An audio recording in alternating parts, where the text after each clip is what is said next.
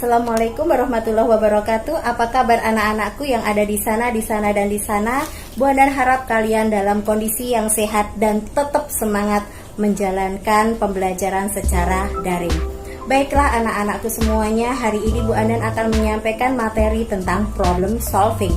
Apakah itu problem solving? Kalian bisa menyaksikan di layar berikut ini. Problem solving sama artinya dengan pemecahan masalah atau suatu pendekatan dalam menghadapi masalah. Problem solving merupakan suatu prosedur yang di dalamnya terdapat langkah-langkah yang harus diikuti dalam memecahkan sebuah masalah yang dihadapi seseorang sebagai perorangan atau seseorang sebagai pemimpin organisasi atau anggota organisasi. Kemudian lanjut anak-anakku, sebelum kita masuk ke tahap bagaimana problem solving itu dilakukan dan apa sebenarnya problem solving, lebih baik kita mengenal dulu apa itu masalah. Dan bisa melihat pada layar ini, apa itu sebenarnya masalah? Apa itu masalah? Kalian pasti pernah mengalami yang namanya masalah. Semua orang yang hidup pasti mengalami yang namanya masalah. Masalah. Di sini banyak pertanyaan yang bisa kalian lihat. Pernahkah Anda menghadapi masalah? Saya yakin pernah. Dapatkah Anda mengemukakan contohnya? Apakah masalah yang Anda hadapi merupakan masalah pribadi, sosial, belajar, atau karir? Bagaimana kebiasaan Anda dalam menghadapi masalah yang pernah Anda hadapi? Bagaimana kebiasaan Anda dalam menghadapi masalah yang pernah Anda hadapi? Bisa tulis kalian di kolom komentar. Bagaimana pemecahannya? Silakan kalian tulis di kolom komentar. Langkah-langkah apa yang Anda tempuh setiap masalah yang Anda hadapi dan bagaimana hasilnya?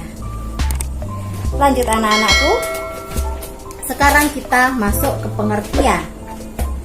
Masalah atau problem adalah suatu keadaan, baik itu terlihat atau tidak terlihat, di mana antara yang diharapkan dengan kenyataan tidak sesuai. Kemudian antara apa yang direncanakan dengan kenyataan tidak sesuai. Terdapat hambatan antara yang diinginkan dengan keadaan sebenarnya. Antara ekspektasi dan realita tidak sama. Kita lanjut ke perbedaan masalah dan keluhan. Pastinya kalian sering kan mengeluh, banyak tugas mengeluh, ya kan? Disuruh orang tua mengeluh dulu. Nah, apakah perbedaan antara masalah dan keluhan? Apakah dua-duanya sama? Silakan lihat di layar. Masalah berbeda dengan keluhan. Keluhan merupakan akibat dari adanya masalah yang tidak jelas, tidak teratasi, atau tidak terselesaikan. Jadi intinya ketika ada suatu masalah yang tidak terselesaikan, tidak teratasi, dan tidak jelas, akan mengakibatkan sebuah keluhan.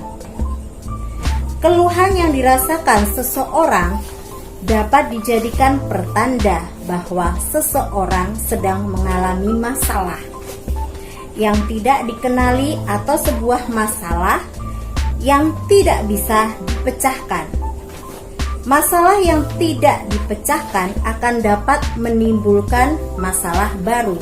Jadi ketika kalian mempunyai masalah atau sedang menghadapi masalah, segera kalian cari solusinya dan segera dipecahkan agar temu dengan jalan keluar dari permasalahan tersebut. Kita lanjut anak-anakku, bagaimana menyikapi masalah? Masing-masing orang punya cara yang berbeda-beda dalam menyikapi persoalan. Di sini Bu Andan telah merangkumnya. Bagaimana cara seseorang menyikapi masalah? Lari dari masalah? Siapa yang pernah mengalaminya? Ketika ada masalah, justru malah menghindarinya dan lari untuk menjauh dari permasalahan. mengeluh. Siapa di sini yang suka mengeluh ketika kalian dalam masalah? Yang ketiga, tidak tahu apa yang harus dilakukan. Apa yang harus aku lakukan? Aku punya masalah tapi aku nggak bisa menyelesaikannya. Yang keempat, meminta bantuan kepada orang lain. Siapa di antara kalian yang ketika ada masalah meminta bantuan dengan orang lain? Kemudian menghadapi dan memecahkan masalah. Siapa yang justru menghadapi dan langsung memecahkan masalah saat itu juga? Bisa kalian tulis di kolom komentar jika kalian mengalami apa yang sudah Bondan rangkum di sini. Baiklah anak-anakku, kita lanjut ke selanjutnya, sumber masalah. Sumber masalah bersumber dari diri sendiri ataukah bersumber dari luar diri sendiri? Bisa kalian cek di sini.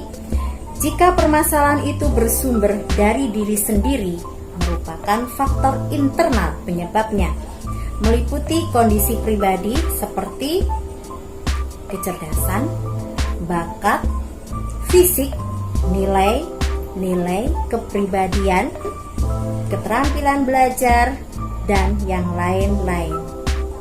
Kemudian yang bersumber dari luar diri itu berhubungan dengan faktor eksternal, meliputi kondisi fisik, sosio-emosional di lingkungan keluarga, sekolah, maupun di lingkungan pekerjaan. Langkah-langkah pemecahan masalah. Sebelum kita memecahkan sebuah permasalahan yang kita hadapi, ada baiknya kita menentukan dulu langkah-langkahnya. Yang pertama, merumuskan masalah. Diperlukan keahlian, pendidikan, dan pengalaman untuk dapat mencari sebab akibat yang tepat guna mencari pemecahannya. Kemudian menurut Charles, suatu masalah yang sudah didefinisikan dengan baik berarti sudah separuh terpecahkan. Kemudian yang kedua, langkah yang kedua, menganalisa sebab akibat dari masalah. Diperlukan pengetahuan, pengalaman, data dan fakta yang jelas serta akurat untuk memperkecil risiko yang muncul dari sebuah keputusan yang akan diambil dari pemecahan masalah yang dialami. Langkah selanjutnya, menghimpun berbagai alternatif pemecahan. Berbagai kemungkinan yang dapat dipilih untuk dilaksanakan sebagai jalan keluar dari masalah yang dihadapi. Kemudian langkah selanjutnya memilih alternatif yang paling tepat. Dari himpunan alternatif pemecahan, silakan dipilih alternatif yang paling tepat untuk bisa memecahkan masalah.